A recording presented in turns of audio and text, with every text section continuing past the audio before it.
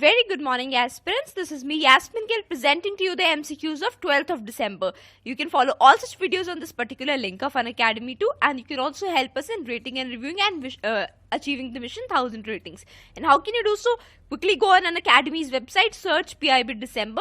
You'll come across various courses. Click on the MCQ course in English, and once you click on it, you'll get an option to rate and review it. And under the reviews section, you can write a review as well as give star ratings. So beginning with 12th December and a couple of instructions. I hope you watched yesterday's PIB summary.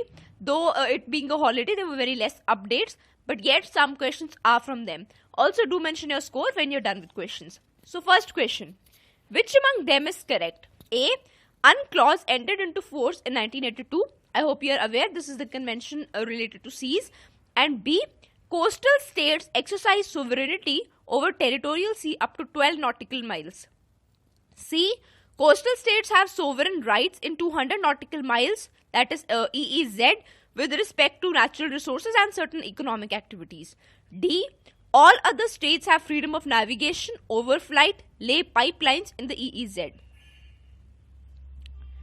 So looking at options here, UNCLAUSE is always in use, usually related to certain sea disputes. In fact, recently there was a dispute related to South China Sea as well. So we have to know what UNCLAUSE provisions are. So if you look at option first one, A, this option is wrong because UNCLAUSE did not enter into force 1982, rather into 1994. Next, if you look at coastal states exercise sovereignty, yes, territorial sea up to 12 nautical miles. Do mention in the comment section what does 1 nautical mile, what is it equal to in, say, meters or kilometers, whatever is whatever unit you may write in. And if you look at C, coastal states have sovereign rights in 200 nautical mile area. Yes, this is related to EEZ, while territorial sovereignty up to 12 nautical miles. And if you look at economic activities, this can be done within the range of 200 nautical miles. So even this is correct. If you look at option D, all other states have freedom of navigation, which is correct in EEZ. Overflight, yes, again correct. Even to lay pipelines, yes, this is also correct. So B, C, D, all of them are correct. A is wrong because this entered into force in 1994. Next, which among them are incorrect regarding tropical cyclones? This is in context of the recent cyclone Varda. So we look at it. A, the winds from a strong hurricane are significantly stronger than a strong tornado. B, hurricanes cause much more destruction than tornadoes. C, tornadoes cover large area and last longer. D, the word cyclone was coined by Harry Piddington, who worked in Kolkata during British rule. E, tropical cyclones are called typhoons over the Atlantic and hurricanes over the Pacific Ocean. F, Saffir-Simpson scale is a 1 to 5 rating scale for hurricanes. So these many number of options, do not get surprised. UPSC won't ask you that many, but since this is a learning exercise, so it's better to put as many facts as possible in a single question. So if you look at questions here, if you look at options here, the first one, winds from a strong hurricane are stronger than tornado. Now you might think this is right because the often destruction part we see in hurricane, right? So you might think that winds from a strong hurricane are stronger, but amazingly this is wrong. Winds from a strong tornado are actually stronger than the strongest hurricane on the Saffir-Simpson scale, which is for hurricanes. So first option gets wrong.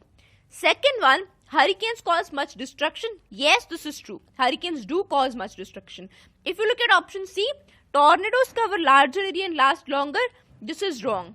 It is not tornadoes, rather hurricanes that cover large amount of area. Tornadoes are very limited in their diameter and they do not last longer. If you look at option D, the word cyclone, yes, it was coined by Harry Piddington, who worked in Kolkata during British rule. If you look at E, you might be aware, everybody must have hit it. This is given in reverse order, typhoons in Pacific and hurricanes in Atlantic. If you look at F, yes, this very important scale from 1 to 5 rating is for hurricanes. So here we have the question asked us which of them are incorrect. So we here have A, C and E as the incorrect options. Do go through these explanations. These are very elaborately put on and very important too. Next, which among them is correct? A, Alawaites, which is a sect in Syria, they are a branch of Shia Muslims. B, Kurds are largely Sunni people. C, both of them are correct, or D, none of them is correct. So, oh, I'm really sorry, that was a pet dog I have. And if you look at options here, okay, Usually we get confused in such issues of West Asia, right? So if you look at options here, Alawaites, yes, they are a branch of Shia Muslims. This is correct. Even the president Bashar al-Assad, he belonged to Alawite sect. And if you look at B, Kurds, they are largely Sunni people. This is also correct. So here we have both of them as correct. You can also read more information from here. Next, which among them is correct? Sorry. A, National Highway 37 links Assam and Manipur. B, it acts as a lifeline for the state of Assam due to trade items coming via Myanmar. C, both of them are correct, or D, none of them is correct.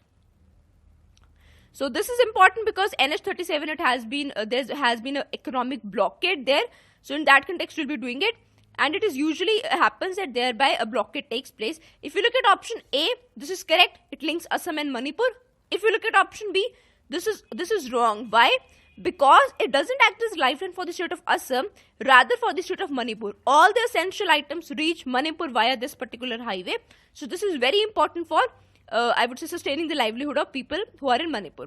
So hereby we have only A as the correct options, and there are certain elaborate explanations given here.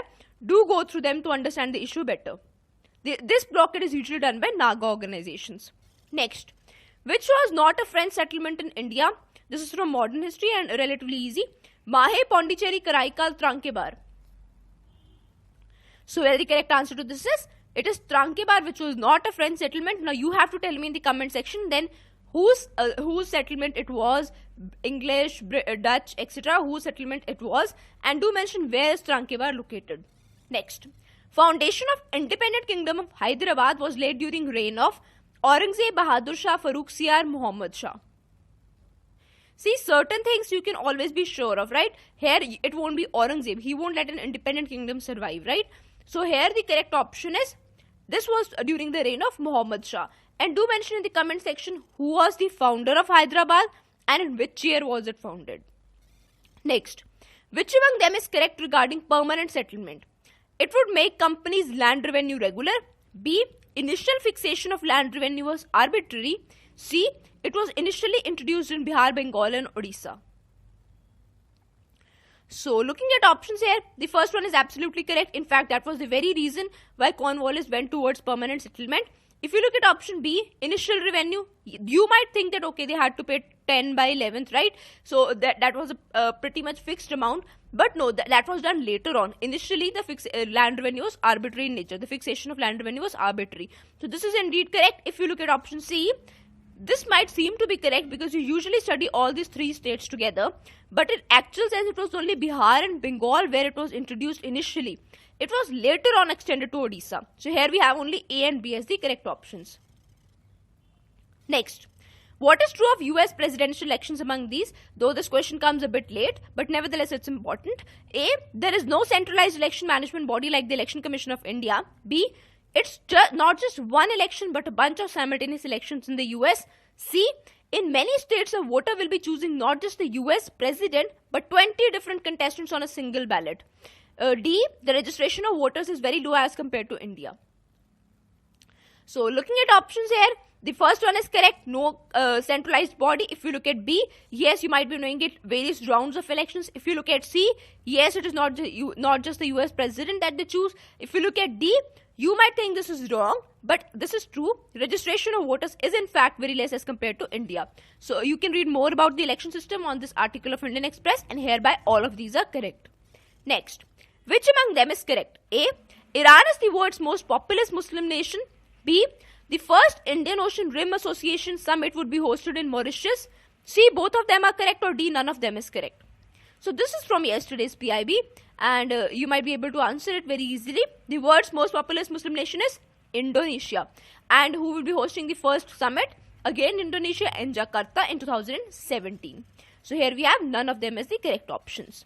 Next question. Citizens of which country were massacred at Amboina by the Dutch? There was a popular massacre which took place at Amboina. We find it in our modern history books too. So it was by Dutch, but who was actually on the victim side? They've asked it. France, Portugal, England, Denmark. And the correct answer to it is C, England. So this was this island, particularly Amboina, it was very rich in spices. So it was one of the spice islands. So this thing took place in 1623. So that's it. If you like the initiative, do not forget to rate and review it. Thank you so much.